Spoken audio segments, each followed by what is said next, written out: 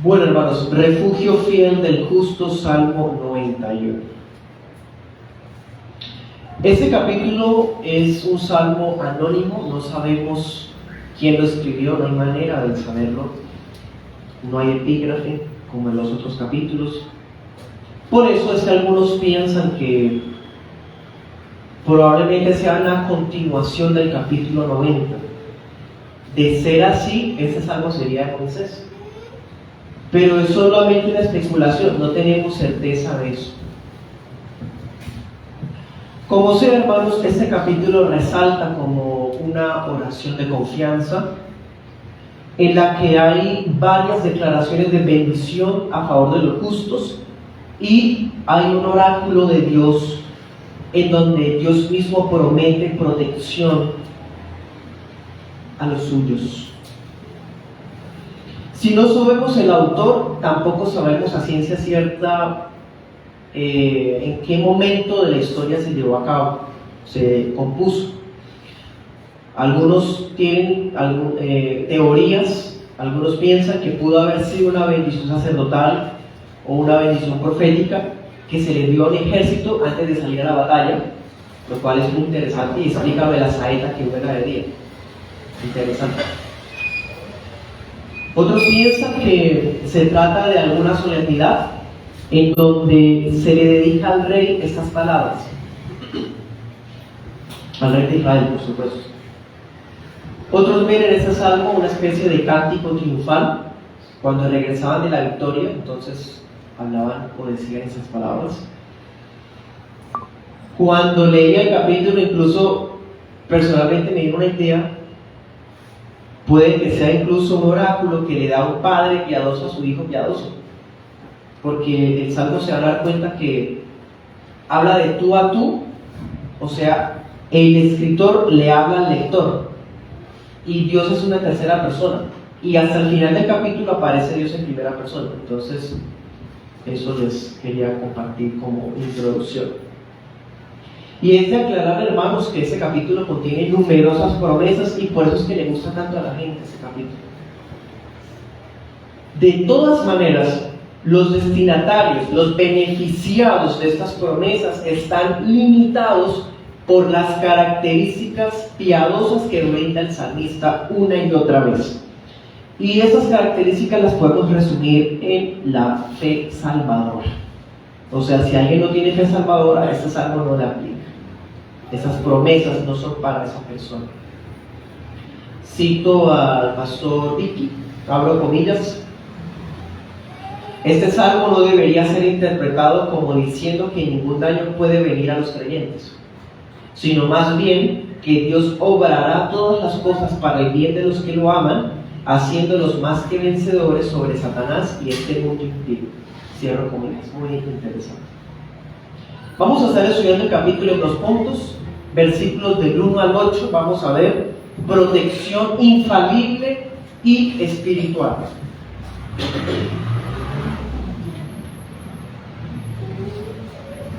Y en segundo punto vamos a ver promesa de salvación. Como siempre, concluiremos con algunas aplicaciones. Primer punto, protección infalible y espiritual, versículos del 1 al 8. Dice: el que habita al abrigo del Altísimo, diré yo al Señor, refugio mío, castillo mío, porque Él te librará de la trampa del cazador, con sus plumas te cubrirá, no tendrás temor de espanto nocturno, ni de peste que ande en la oscuridad, caerá a tu lado mío, ¿sí? Ciertamente con tus ojos mirarás. Leí la parte primerita de todos los versículos desde el 1 hasta el 8. Y podemos ver, hermanos, algunos detalles muy bellos de este capítulo. Vemos un Dios que es omnipotente, dice textualmente Shaddai, y este mismo Dios es altísimo, en hebreo el Lion, ¿sí? L-Y-O-N. Y este Dios, con esas características de omnipotente y altísimo, parece ser tan trascendental que es lejano, pero se describe como un Dios en el cual podemos morar, y eso es muy especial. Podemos morar en Él, habitar en Él, como si Él fuera una especie de tienda. Veamos Salmo 27:5. 27:5.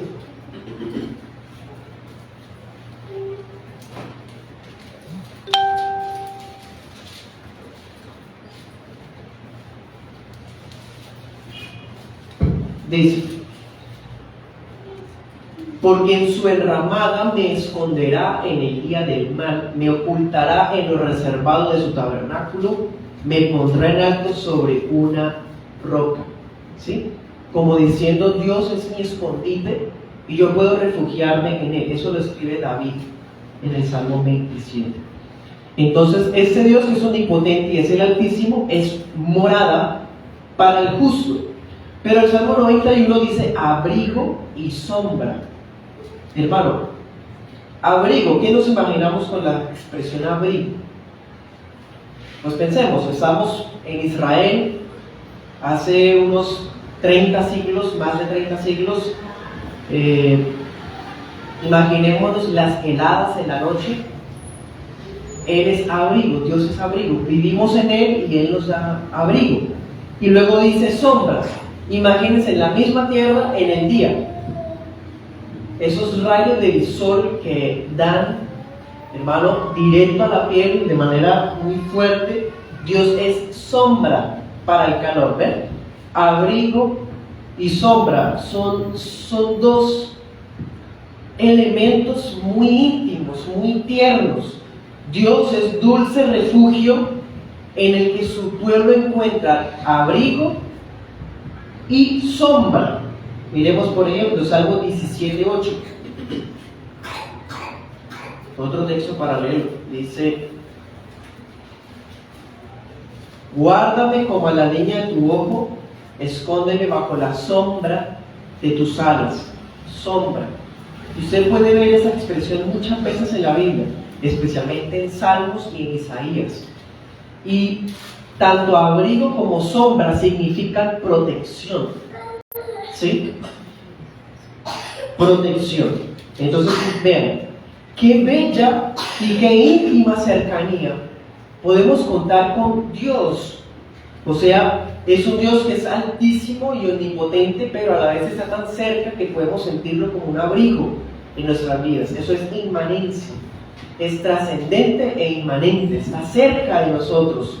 ¿Sí? Es un resguardo divino a nuestro favor que nos protege. Versículo 2, cuando le dice: diré yo a Jehová, esperanza mía, castillo mío, mi Dios, en quien confiaré, ¿cierto? Mi libertador. Usa varias expresiones, mi Dios en quien confío.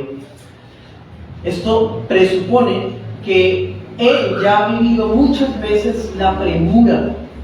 La premura ha aparecido muchas veces en su camino. Y en todas esas veces él invocaba a Yahvé, invocaba a Dios y Dios lo liberaba. Por eso Dios se convirtió en su esperanza. Dios se convirtió en su castillo. Dice otra versión, su baluarte. Miremos otro salmo, Salmo 18:2. Se los leo, dice: el Señor es mi roca, mi fortaleza, mi libertador, mi Dios es mi peña, en Él me refugiaré. Él es mi escudo, el poder de mi liberación y mi baluarte. Impresionante. Cuando hemos pasado por esas circunstancias es que conocemos a Dios como roca, a Dios como refugio, a Dios como morada, como esperanza, como castillo. Y precisamente con base en esa esperanza, miren el verso 3, volvamos al texto principal. Y aquí está lo que les decía en la introducción. El escritor le habla a cada lector y le dice: Él te librará de la trampa del cazador, ¿sí? O sea, alguien que ha experimentado la protección de Dios habla con propiedad que Dios lo puede proteger a usted también, ¿sí? Con base en esa misma confianza, el salmista se dirige a nosotros, a todos los que nos refugiamos bajo esa misma gracia, y nos dice que Él, el Shaddai, el Yom, Yahvé, nos librará de las trampas del cazador, ¿sí? De la enfermedad mortal. Casualmente, esos son los juicios que usaba Dios contra los apóstatas: hambre, espada, pestilencia. Y Dios está diciendo, o el salmista como profeta está diciendo: Dios, como tú te refugias en Él, tanto como lo hago yo, Él también te cuidará a ti de eso, de eso y de eso. Dice la Pesita: Él te librará del lazo del tropiezo y de conversaciones ociosas. Impresionante cómo traduce esa versión. Anoten ese pasaje, Primera de Reyes 8:37. Versículo 4: Con sus plumas te cubrirá, debajo de sus alas te refugiarás. ¿Sí?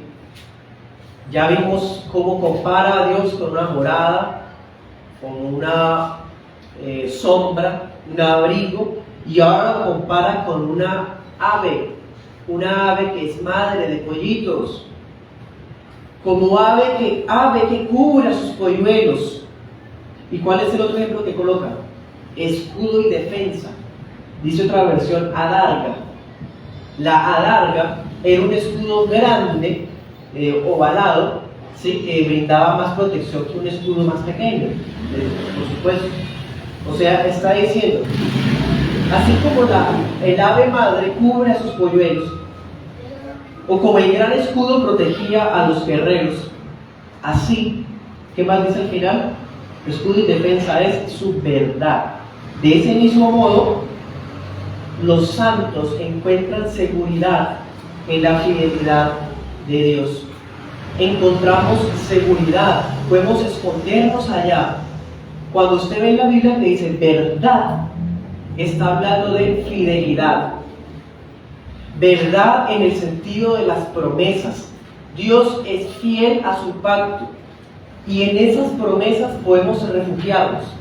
Y esas promesas actúan para nosotros como un escudo, como ir a escondernos bajo las alas del Señor. Dice en la Pesita también: como armadura te rodeará su verdad. Bueno, versículos 5 al 6. De esta manera, no hay lugar para aguardar en nuestro corazón el miedo. ¿Miedo a qué? A las epidemias. Los cristianos no somos de ese tipo de personas que se escandalizan y les da terror, pánico, cuando el mundo tiene pánico. Se supone que por medio de la fe tenemos seguridad en las promesas de Dios y por lo tanto no vamos a tener miedo a lo que el mundo le tiene miedo. Cuando salió H1N1, el mundo empezó a aterrarse. Salió el COVID, el mundo se aterra. Sale esto y lo otro, el mundo se aterra. Y que existan cristianos que tengan terror a lo que el mundo le tiene terror, hermanos, eso no puede ser. No somos el mundo para tener miedo a lo que el mundo le tiene miedo. No estoy diciendo que los cristianos son exentos de enfermarse o de contagiarse de pestes. Lo que estoy diciendo es que no nos vamos a dejar embargar por el miedo, el mismo tipo de miedo que el mundo sufre. Versículos 5 al 6. Ni le tenemos miedo a las epidemias y tampoco a las armas terribles. Hace poco vi a una persona cuestionando la confesión a los bautistas reformados, que estamos adheridos a la Confesión de Londres. Resulta que en la Confesión de Londres y también en la de Westminster y otras más, se habla en un punto sobre la guerra justa.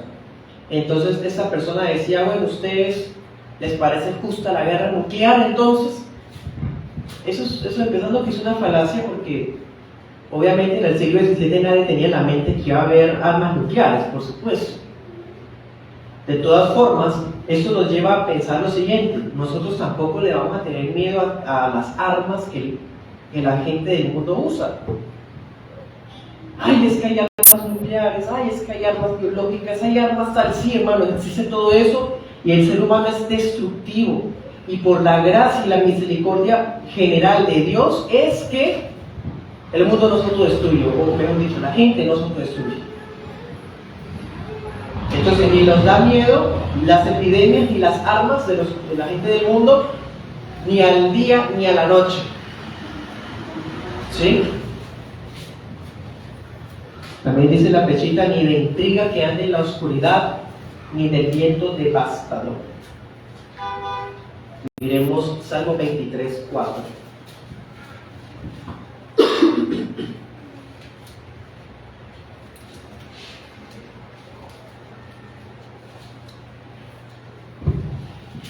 Y esto lo sabemos, ya lo estudiamos también. Aunque ande en valle de sombra de muerte, ¿qué?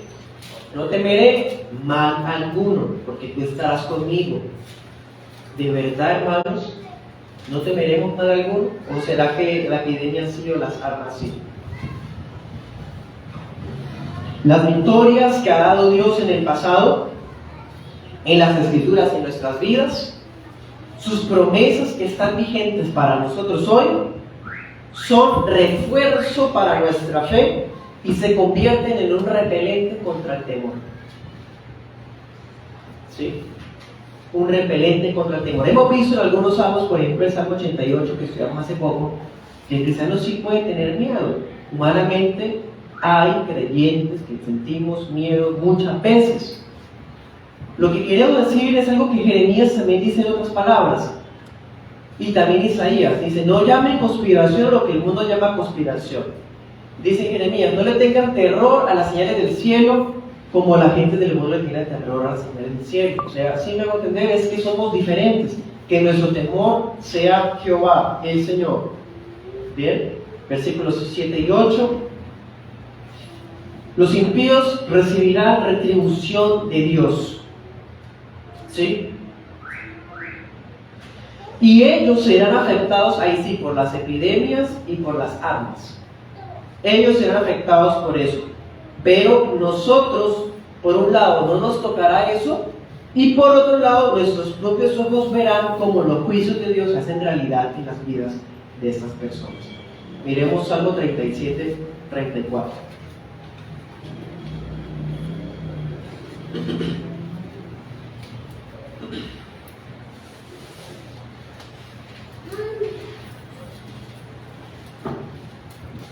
Espera en el Señor, guarda su camino. Él te exaltará para heredar la tierra. Cuando los impíos sean destruidos, tú lo verás. ¿Bien? El Señor nos permitirá verlo. Entonces, hermanos, todo esto, dense cuenta. En ese primer punto que hemos visto, Dios es refugio, escudo, para nosotros sombra, ¿cierto? Como un ave madre en donde podemos ir a escondernos, ¿sí? Todo eso es el Señor para nosotros. Pero ¿de qué nos está protegiendo? En todo lo que hemos visto hasta ahora, del 1 al 8, ¿qué vimos? Enfermedades, prácticamente podemos meter ahí accidentes, ataques de gente malvada, violencia, ¿sí? O sea, peligros externos.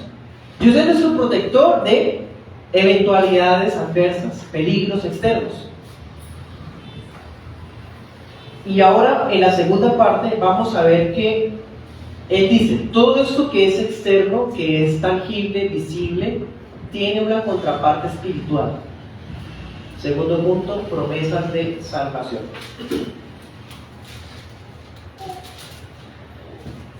Todo lo que puede hacer el hombre violento contra los santos, el salmista lo va a personificar en león, áspid o serpiente y dragón. Interesante, ¿cierto? Esas tres figuras se le aplican a Satanás en distintos versículos. Cuando dice como el león rugiente, la serpiente que tentó a Adán y Eva, y Apocalipsis habla del dragón. O sea, en ese sentido pudiésemos hacer un ejercicio hermenéutico en donde vemos que el salmista personifica las cosas violentas de la vida y como dice el apóstol Pablo, nuestra lucha no es contra carne ni sangre, sino contra, y empieza a enumerar cosas espirituales. ¿Sí? Entonces, significa que Dios nos protege de cosas físicas, pero a la vez nos está protegiendo de cosas espirituales. Dicho de otra manera, así como las pandemias o las armas o lo que sea que venga del mundo no nos debe dar miedo, tampoco nos debe dar miedo lo que venga Satanás. Porque Dios nos está protegiendo tanto de las cosas físicas y significa que nos está protegiendo también de las cosas espirituales. ¿Bien? Demonios, hechicerías y todas las cosas que el mundo quiera hacer o que los demonios quieran hacer no pueden llegar a nosotros. Bien, versículos 9 al 13.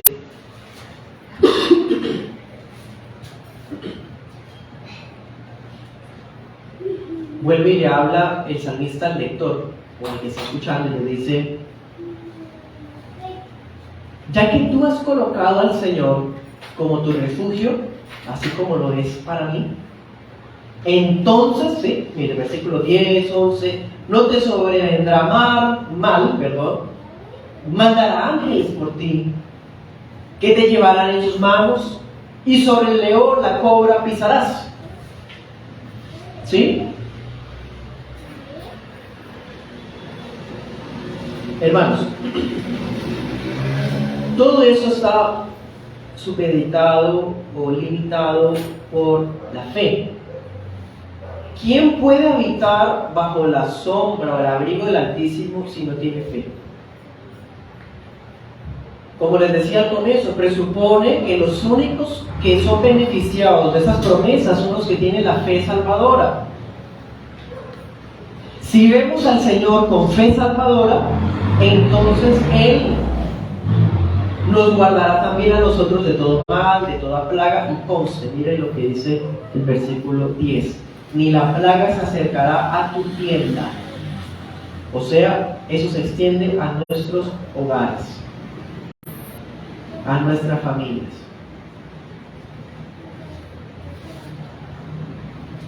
Me refiero a nuestra casa, diría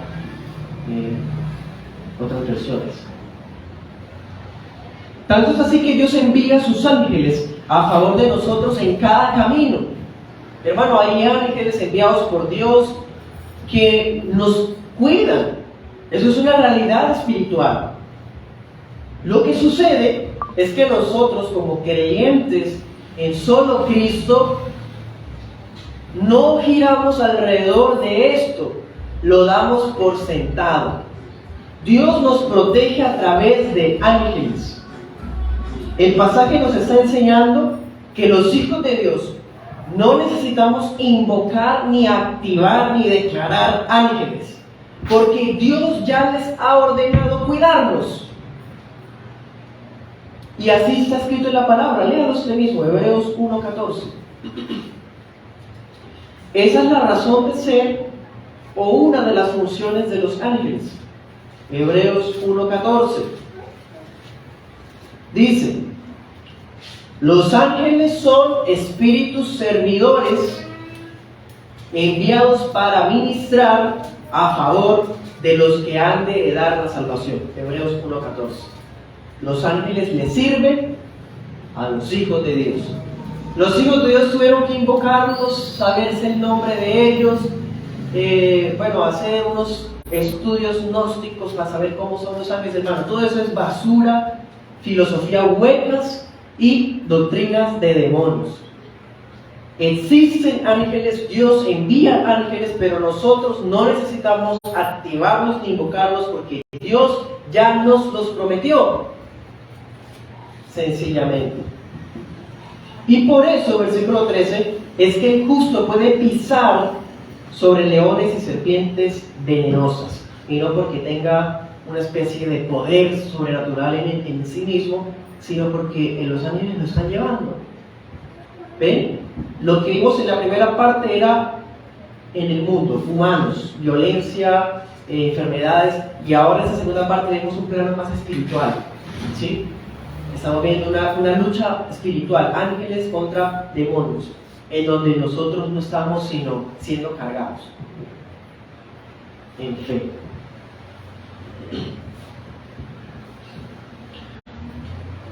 Anota este texto, Salmo 34:7.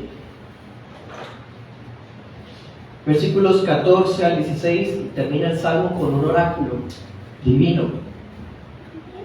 Dios se compromete a librar y poner en alto ¿a quiénes? Miren el 14. Importantísimo. Cuando usted escuche a alguien que tiene el Salmo 91 abierto o que le encanta el Salmo 91, pregúntele primero si él de verdad habita bajo el abrigo del Altísimo y la sombra del Omnipotente, empezando por ahí. Si de verdad el Señor es su esperanza y su castigo. Y llévelo al versículo 14. ¿Para quiénes están dedicadas esas promesas? ¿Quiénes son esas personas? Dice, los que lo aman. Los que lo aman y lo conocen. Los que aman al Señor. Dice MacArthur, este amor significa un profundo anhelo por Él, adherirse a Él. Usted me dice que tiene un profundo anhelo por Dios, pero no se congrega, ni lee la Biblia. Mentiroso. No es cierto. Usted me dice que está adherido a Dios, pero está en pecado. No le creo, tampoco.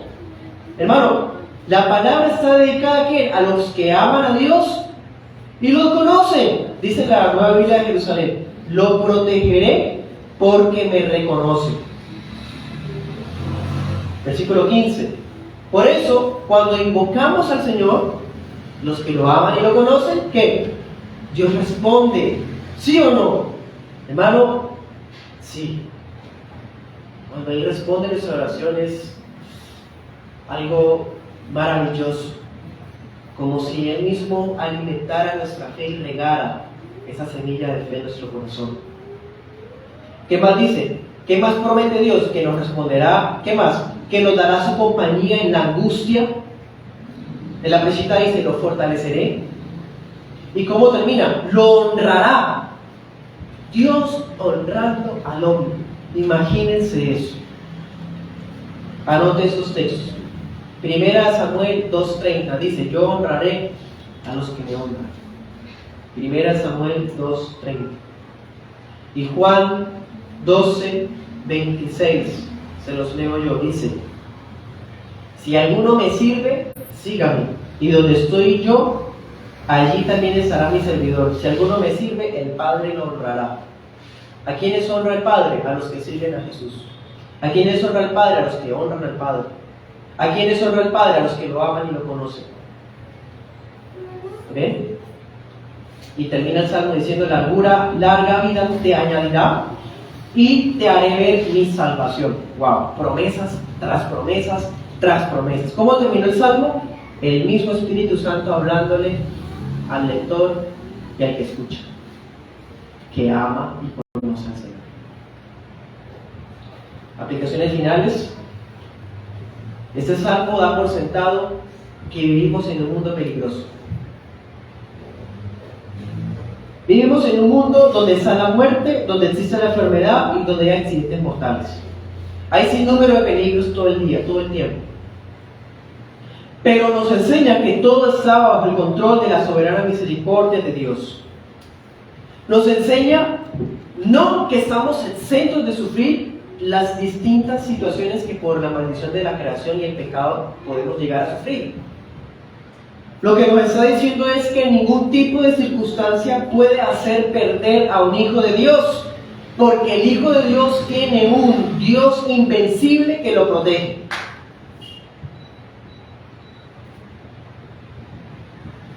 Entonces, aunque este salmo tiene tantas palabras positivas que a la gente les encanta, usted lo puede ver hasta en los buses anotado el salmo. Usted va a una tienda donde están vendiendo, donde todo el mundo está, donde hay un montón de gente fumando y bebiendo y dice un salmo 91 ahí enfrente. Aunque este salmo tiene tantas palabras positivas, hay mucha gente que se lo abroga como si fueran merecedores de esas palabras. Y esas palabras están limitadas para algunas personas en especial. Incluso Satanás usó el Salmo 91. En Mateo 4, hasta Satanás utilizó el Salmo 91. ¿Por qué no lo vamos a utilizar tantos tipos de personas que usted sabe que utilizan el Salmo? Si Satanás lo usó, ¿por qué sus hijos no? Satanás citó el Salmo 91 en Mateo 4:6. ¿Para qué? Para justificar la tentación que le estaba haciendo al Señor. Tírate del pináculo del templo y Él mandará sus ángeles por ti. Él lo prometió. Mire cómo es. Y Satanás no es el único que interpreta así la Biblia, hermano. Nosotros también somos así. A veces sabemos que hay algo que va contra la voluntad de Dios, pero buscamos un versículo que nos convenga para tapar nuestro egoísmo y nuestra maldad. Eso es actuar como Satanás. Entonces, esto nos enseña que las promesas de Dios nunca podemos utilizarlas como pretexto para tentar a Dios. Dios dijo que iba a mandar ángeles, entonces yo me voy a arriesgar. Es peligroso, pero lo voy a hacer. Hermano, no se puede, eso es tentar a Dios. Dios me dijo que me iba a proteger o que me iba a honrar, entonces yo quiero hacer este negocio, yo quiero hacer eso, quiero comprar esto, quiero tomar esta decisión. Caprichos, nada más. Dios me prometió esta cosa. Bueno, pero no estás leyendo el cuarto mandamiento, por ejemplo, o el quinto, o el séptimo. O sea, Dios nunca podemos utilizar una promesa de Dios para hacerla chocar con un mandamiento de Dios. Jamás. Eso, hermano, eso es algo grosero. No se puede tomar una promesa y reclamarla chocando con un mandamiento de Dios. Eso también hace Satanás y también hace el mundo y las sectas. Para terminar digo esto, escuchamos al Espíritu Santo hablándole esto a aquel que estaba bajo la sombra omnipotente desde la eternidad, el Verbo. Este salmo está dedicado al Verbo, primero que todo. El Verbo encarnado, Jesús, el Hijo de Dios, fue protegido de todo, hermano. Hubo complots y nadie pudo hacerle nada. ¿Se acuerdan que hasta lo iban a apedrear y él pasó en medio de ellos? Iban a asesinarlo y de repente se desaparecía la multitud estando ahí todavía.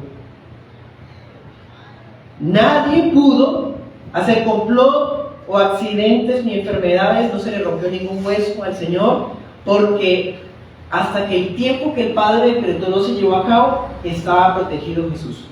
Eso significa, del mismo modo, que nada puede dañar su salud ni quitarnos la vida hasta que los propósitos de Dios en nuestra vida se cumplan. Es como si pudiéramos decir, no me vayan a malinterpretar, los hijos de Dios somos inmortales hasta que Dios lo determine. Y Jesús es la sombra de un gran peñasco para los hijos de Dios. Isaías 32:2. Y en Él nosotros hoy podemos pisar serpientes. Pero no literalmente, hermano. Lucas 10:19 lo dice en el contexto de ¿qué? De predicar el Evangelio. Es así como pisamos al león, a la serpiente y al dragón.